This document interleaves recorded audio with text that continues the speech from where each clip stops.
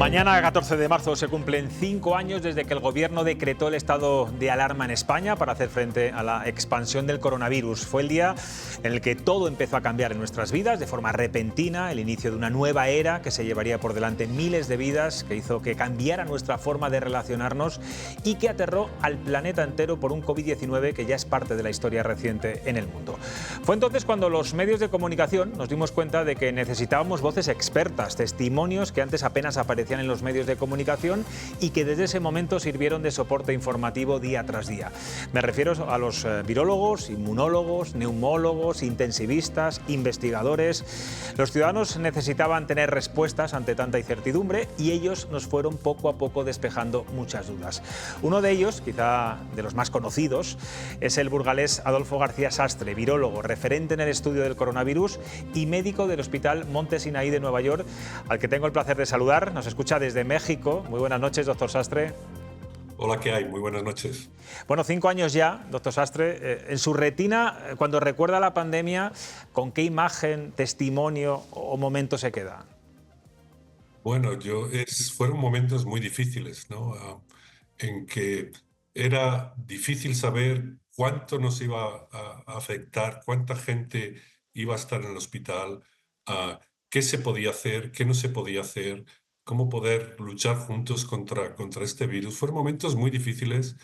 Fueron momentos de mucha incertidumbre, teníamos muchas dudas, tanto no solo las personas que no son expertos en virología, sino los virólogos. Teníamos muchas dudas sobre cómo iba a evolucionar este virus, cuánta gente iba a ser infectada, en cuánto tiempo iba a durar la pandemia. O sea, fueron momentos difíciles. Poco a poco empezamos a encontrar respuestas. Cuando por fin llegó la vacuna fue un gran éxito y bueno, luego poco a poco hemos vuelto a la normalidad y bueno, ahora mismo estamos en una etapa se puede decir como que es post-pandémica y teniendo una vida normal, similar a la que teníamos antes de la pandemia. ¿Y hay algo, doctor Sastre, que usted, digamos, no volvería a hacer o a decir si pudiera volver atrás?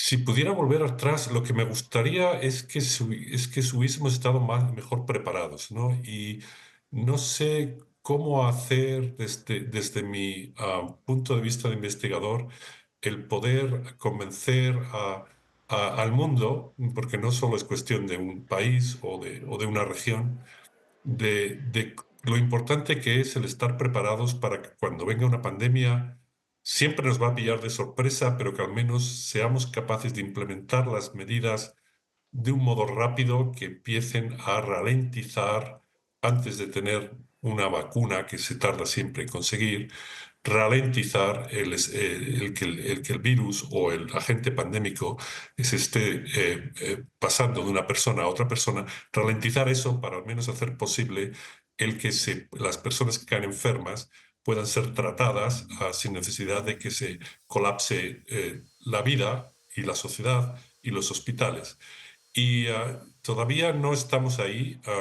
Hay mucho desunión en el mundo sobre cómo tratar temas de cualquier tipo, incluidos temas pandémicos.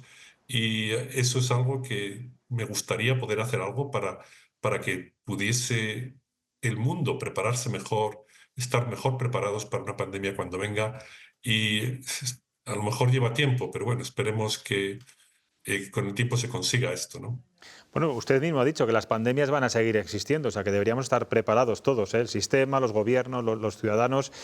Bueno, yo no sé si cree que la sociedad hemos querido olvidar rápidamente todo lo que pasó para poder vivir, digamos, más tranquilos y sin miedo a una nueva pandemia. ¿Hemos pasado página para protegernos a nosotros mismos?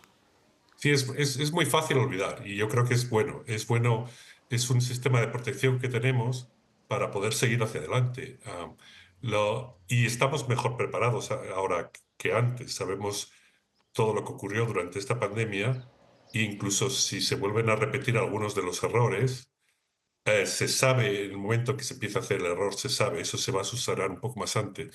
Pero lo que todavía no estamos de acuerdo en todos en el mundo es cómo el disponer de lo que es necesario, tanto legalmente como como en cuestión de reactivos, en cuestión de necesidades que se van a tener que usar para una nueva pandemia, como nuevos test de diagnósticos, para poderlos lograr mucho más rápido de como se habían logrado antes y para tener la capacidad de aumentar la capacidad hospitalaria si eso ocurre.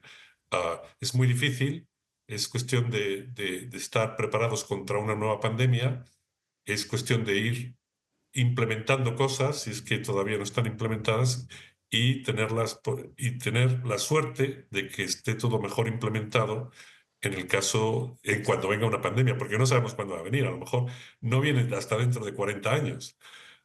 Nuestra generación puede que no vuelva a haber una pandemia, pero las generaciones venideras verán una pandemia. Estamos viendo, según le estamos entrevistando, imágenes de aquellos días, de aquellos meses, de ciudades de Castilla y León. Todavía nos sigue pareciendo una película distópica casi. Bueno, estos días estamos, doctor Sastre, viendo en España a los políticos echándose en cara errores, tirándose los trastos por lo mal que gestionaron unos y otros, fundamentalmente por lo que ocurrió en las residencias de ancianos. ¿Cuál fue el mayor error político que se cometió en España y que no se puede volver a repetir? Bueno, quizá el echarse la culpa unos a otros y el no haber una unión dentro de los partidos políticos para tener un consenso de, incluso si se hacen errores mientras se está dando una pandemia, muchas veces los errores se hacen porque no se sabe muy bien todavía cuáles son las características del agente pandémico que está ocurriendo. No porque esté mal gestionado, sino por eso. Y entonces es esa unión que necesitamos de todos los poderes políticos, de darse cuenta que no es cuestión de yo lo hago mejor o tú lo haces mejor. Hablemos juntos, veamos cuál es lo mejor que podemos hacer en este momento con la información que tenemos, ver cómo hay que cambiar las cosas según vaya apareciendo más información y estar todos unidos en un frente para poder combatir este virus. Si se cometen errores, los errores se cometen por falta de información, no porque una persona dice una cosa y otra persona dice otra cosa y no nos ponemos de acuerdo. De todos los virus que nos acechan en estos momentos, ahora se vuelve a hablar mucho de la gripe aviar y su posible salto a los humanos. Doctor, ¿tenemos que estar alertas y preocupados? Siempre hay que estar alertas para un virus pandémico. Eso es una de las cosas que tenemos que hacer. Y es una de las cosas también que me preocupa a mí con respecto a preparación pandémica, porque no creo que se esté haciendo todo lo que es necesario ahora mismo para disminuir el riesgo que el virus de la gripe aviar se convierta en un virus pandémico, que puede que no se convierta. Es algo que nunca lo vamos a saber, a no ser que se convierta en un virus pandémico. Entonces sabremos, mira, se ha convertido en un virus pandémico. Pero lo que sí que está claro es que el riesgo siempre es mucho mayor si el virus comienza a adaptarse a otras especies animales distintas de aves, que sean más cercanas a nosotros, y si sobre todo se encuentran animales domésticos en gran abundancia, donde hay más contactos entre animales infectados y humanos. Y eso es lo que está ocurriendo ahora mismo en vacas en Estados Unidos y se está tardando mucho en lograr erradicar ese virus de vacas. Creo que se necesitan poner medidas más fuertes para poder eliminar el virus de las vacas. Quizá no pase nada, pero mientras el virus esté en vacas y en muchas aves domésticas, el número de personas que van a ser infectadas, como hay más contactos entre animales domésticos y humanos que entre aves salvajes y humanos, la posibilidad de que el virus infecte humanos y que un virus con las mutaciones que haya adquirido sea el que al final empiece una pandemia son mucho mayores. Si este virus con capacidad de transmitirse en humanos, que es todo por mutación al azar, ocurre en un ave en Alaska, pues es muy difícil que encuentre el humano para infectar y transmitirse, y esa variante va a ser eliminada porque no tiene una ventaja en aves. Sin embargo, si está ahora mismo en animales domésticos, es mucho más fácil que si una variante se origina que es capaz de transmitirse a humanos, encuentra un humano para poder transmitirse. Y eso es lo que se necesita para poder disminuir el riesgo de que este virus se convierta en pandémico. Intentar eliminarlo cuanto más posible de aves domésticas. De aves silvestres va a ser muy difícil, pero al menos de aves domésticas y de animales domésticos, con unas mejores formas de mitigar el virus cuando llega a estos animales y eliminarlo, eliminaríamos el riesgo o mucho del riesgo que este virus se convierta en pandémico. Sin saber si va a ser pandémico, no lo sabemos, pero el riesgo está ahí.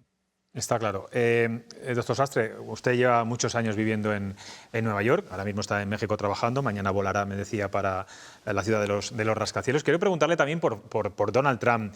¿Están los científicos e investigadores que, como usted, trabajan en Estados Unidos preocupados por la llegada de Trump a la Casa Blanca? Precisamente, bueno, porque no es precisamente un presidente que quiera apoyar económicamente a la ciencia en un país que siempre ha apostado por la investigación, es más, apoya ciertas teorías conspiranoicas sobre las enfermedades infecciosas. ¿Hay preocupación entre sus compañeros, usted mismo? Y sí hay preocupación porque algunas de las medidas que ha empezado a implementar pues han afectado ya bastante en cuestión de investigación, ¿no? Ha disminuido el soporte económico a los sitios de investigación de distintos modos. Ha habido gente que se ha tenido que ir de algunas agencias porque han disminuido el personal. Y eso está redundando. Hay ahora universidades que admiten menos estudiantes porque no saben cuánto dinero van a tener del gobierno para mantener programas académicos y programas de investigación, porque con lo que está ocurriendo parece que se van a disminuir mucho, significativamente, el apoyo a la investigación. Y claro, hacer unos cortes muy rápidos. Sí es verdad que la investigación se puede agilizar, se puede reformar, se puede hacer de un modo mejor de cómo se está haciendo. Sí es verdad que hay investigación que debería hacerse de un modo distinto para tener mejores resultados, pero eliminar eso mediante hacer un despido general a muchas personas para disminuir el número de investigadores, y disminuir, por tanto, el dinero que se gasta en investigación, no creo que sea la forma más adecuada. Y espero que con el tiempo empiece a darse cuenta el gobierno de que esta no es la mejor forma de poder reformar la investigación para tener una investigación fuerte, y que lo reformen de un modo que no sea tan drástico y realmente basado en cuáles son las prioridades de investigación. Porque si no, lo que va a pasar, como esto sigue así, es que el papel líder que tiene Estados Unidos en investigación puntera y en desarrollo tecnológico se va a perder y va a ser otro país el que vaya a ser el líder si esto sigue continuando como está ahora mismo. Claro, es tremendo lo que está usted contando, porque es verdad que Estados Unidos siempre ha sido el referente en apoyo a la investigación y hay muchos investigadores españoles como usted que se fueron para allá. Hablaba antes de la vacuna, la tuvimos en tiempo récord con el COVID, fue lo que nos salvó. Pese a lo importante que fue en su momento y lo sigue siendo, ¿se investiga lo suficiente, doctor Sastre? ¿Se invierte en tener capacidad de producción? ¿O una vez que esto ocurrió ya volvemos otra vez a las andadas y lo tenemos olvidado? Bueno, hay bastantes cosas que realmente se pueden discutir en eso, pero no es la capacidad de producción. La capacidad de producción, yo creo que ahora mismo casi todos los países se han dado cuenta de lo necesario que es el tener una capacidad de producción vacunal en el propio país, y eso se ha aumentado bastante en la mayor parte del mundo. Todavía quedan sitios donde se necesita implementar mejores, sobre todo países que tienen menos desarrollo económico, donde no tienen esa capacidad. Pero yo creo que en capacidad de producción de vacunas ha habido un ímpetu bastante grande, y que ha habido una implementación bastante grande, que estamos al menos preparados mejor para producir una vacuna una vez que esté aprobada de un modo más rápido y distribuirla de un modo más rápido. Yo creo que eso está bastante bien. Sin embargo, hay otras cosas que son preocupantes. Por ejemplo, la aceptancia a vacunación por parte de la población ha disminuido. Cada vez se vacuna menos la gente de enfermedades que son fáciles de poder prevenir por vacunación. Hay cada vez más brotes de sarampión. Hay gente que se muere de sarampión. No debería haber nadie que se muriera de sarampión. La muerte por sarampión se puede prevenir perfectamente con una vacuna. Y al no vacunarse, pues hay huecos donde el sarampión es capaz de propagarse, pero no solo el sarampión, también es la difteria, la tosferina. Hay bastantes enfermedades que empiezan a resurgir por falta de vacunación, que ya tenían vacunas que funcionaban muy bien y que simplemente si siguen utilizando, terminarían incluso por eliminar esa enfermedad. Pero eso parece que cada vez es más complicado y me temo que si viene una próxima pandemia, si hay todavía mucho miedo a vacunarse y aumenta el número de gente que no quiere vacunarse por el miedo que se tiene a las vacunas, que está injustificado. Entiendo que se pueda tener miedo, pero una vez que analizas los datos y ves realmente cómo se producen las vacunas, está claro que dan mayor beneficio que riesgo. Y cuando estás hablando de probabilidades de que te pase algo malo, y sí, te puede pasar algo malo si te vacunas, porque las vacunas no hay ninguna que sea completamente segura, pero la probabilidad de que te pase algo malo si te vacunas es mucho menor que la probabilidad de que te pase algo malo si no te vacunas en el contexto de una pandemia. Pero si sigue habiendo gente que no quiere vacunarse, pues el impacto que una pandemia puede tener pues va a ser mayor, ¿no? Y eso sería algo que tenemos que trabajar de algún modo para lograr el quitar este miedo que tiene gente infundada a las vacunas para poder salvar vidas en el momento de necesitar vacunación, ¿no? Es muy interesante, muy oportuno que lance ese mensaje, ya no por los antivacunas, sino por la gente incluso que tiene miedo a los efectos secundarios de la vacuna. Tengo aquí a tres personas que le están escuchando muy atentamente. Una de ellas, yo no sé si le conoce, fue alcalde de Valladolid, Javier León de la Riva, también es médico, ginecólogo, para ser más exactos, y le va a formular una pregunta. ¿De acuerdo?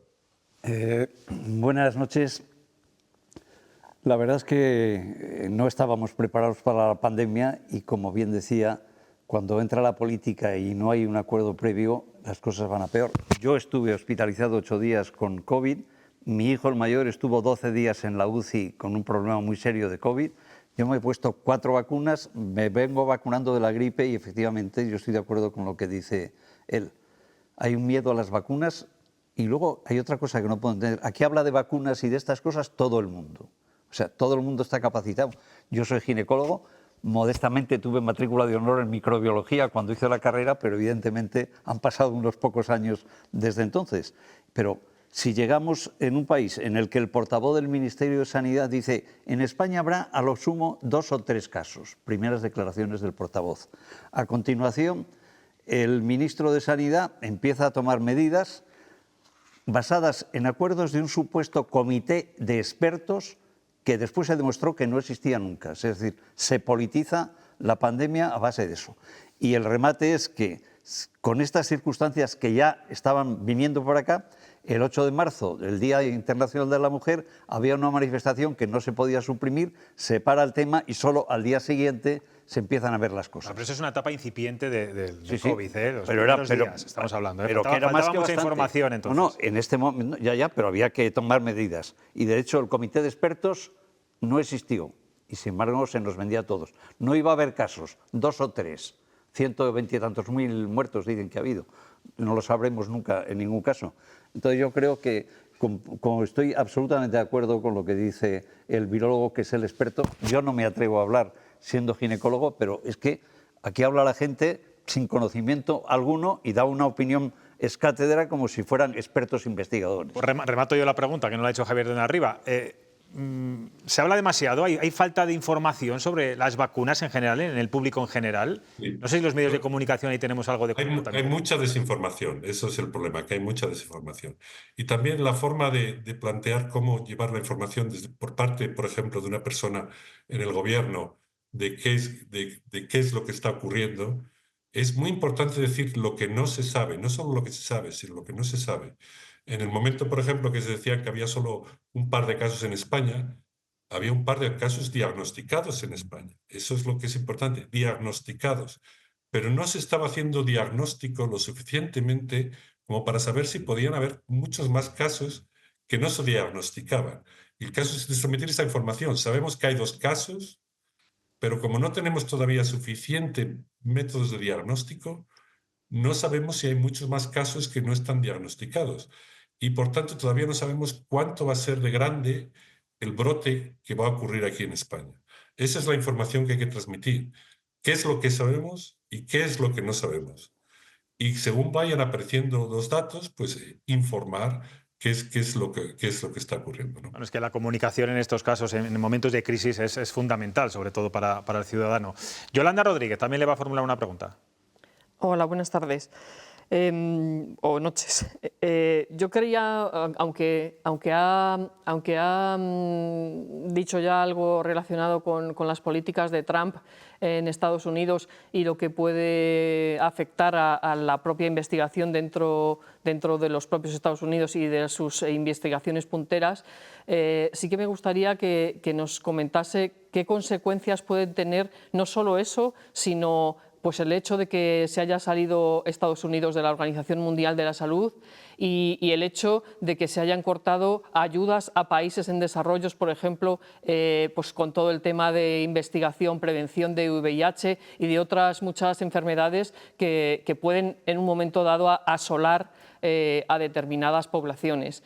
Y creo que la gente no es muy consciente cuando se apoya por parte de determinados partidos políticos a estas estrategias de Trump, ¿no? Que además es un poco antivacunas y no favorece mucho el hecho de la prevención, y la gente creo que no es consciente de que esas acciones políticas tan graves nos pueden afectar precisamente para que nos lleguen otras pandemias que quizá deberían de estar arrinconadas por esa ayuda estadounidense, pero no solo de Estados Unidos, que sí que pone mucho dinero, pero que también ponen mucho dinero el resto de los países desarrollados del mundo. Sí, muchas gracias. Sí, eso tiene que ver un poco también con lo que había comentado al principio, la cooperación internacional. Cooperación internacional es fundamental para poder mitigar los efectos que cualquier enfermedad infecciosa pueda tener, porque las enfermedades infecciosas no tienen frontera. Y al no tener frontera es imposible aislarse de esas, aislarse de estas enfermedades. Por mucho empeño que pongas en que no entren en tu país, ah, van a terminar entrando. Y la única forma de lograr mitigarlas realmente con fuerza es si hay cooperación internacional. Y eso es lo que nos falta. Nos falta cooperación internacional y no veo una forma en que que se positiva, que veáis, vamos poco a poco teniendo mejor cooperación, sino todo lo contrario. Cada uno por su cuenta y yo no me fío de ti y tú no te fías de mí y por tanto es mejor que no hablemos.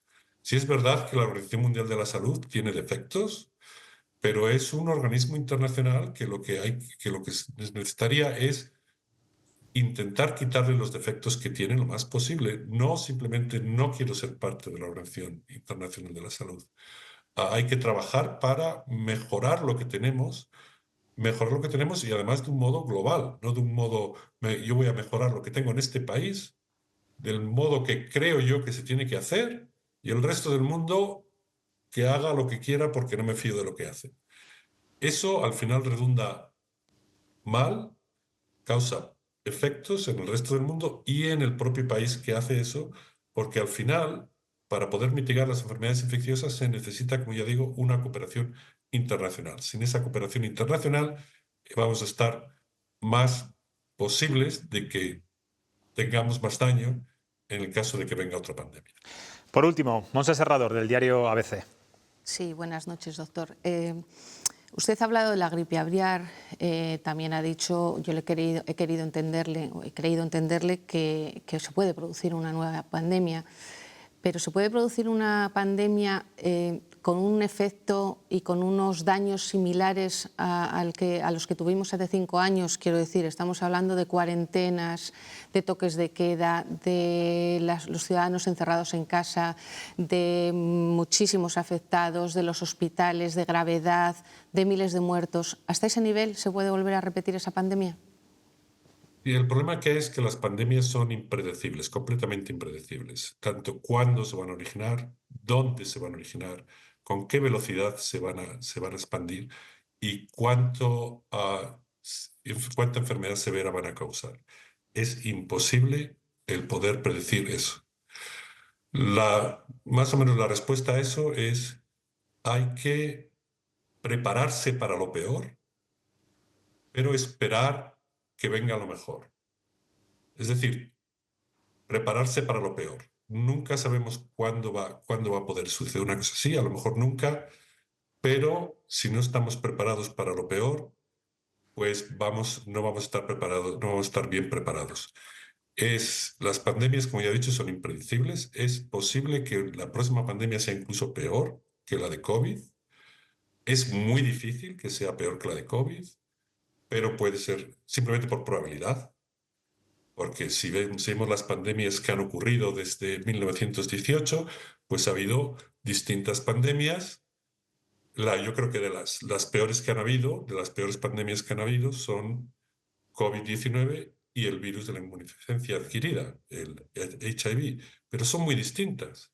El virus de COVID vino de repente como una marea, como un tsunami, mientras que el virus del SIDA ha causado también un gran número de muertos, pero ha venido en progresión, poco a poco, insidioso, matando gente y logrando también un gran número de muertes. Y claro, una pandemia que es insidiosa como la del virus del SIDA, comparado con una pandemia que viene como un tsunami, como el del COVID-19, son completamente distintas y la forma como hay que intentar mitigarlas son de un modo completamente distinto. Entonces, es ese tipo de cosas que tenemos que estar preparados. No son preparados para cualquier tipo de pandemia, tanto sea rápida, como sea lenta, como sea insidiosa. Una pandemia que nos está viniendo, y no sabemos si esta va a venir al final, son las bacterias multiresistentes a drogas. Cada vez hay más, cada vez hay más, cada vez hay más. Poco a poco están aumentando. Si no logramos obtener nuevos antibióticos contra estas bacterias, llegará un momento en que el daño que hacen en hospitalizaciones va a ser lo suficientemente grande como para decir, tenemos realmente un gran problema, ¿no? Entonces, hay que estar preparados para estas dos situaciones, que son las dos situaciones distintas de cómo una pandemia puede dar lugar a un impacto en la salud humana. Pues Adolfo García Sástrez, gracias de verdad por estar siempre disponible cada vez que le hemos llamado en este programa para hablar con nosotros, pese a la lejanía. Yo se lo he dicho alguna vez, es un orgullo para Castilla y León tener a gente como usted. Ojalá siga trabajando muchos años porque eso nos da pues cierta seguridad y a investigar y que Trump pues no haga muchos recortes. Gracias de nuevo. Eso intentaremos. Vale, muchas gracias.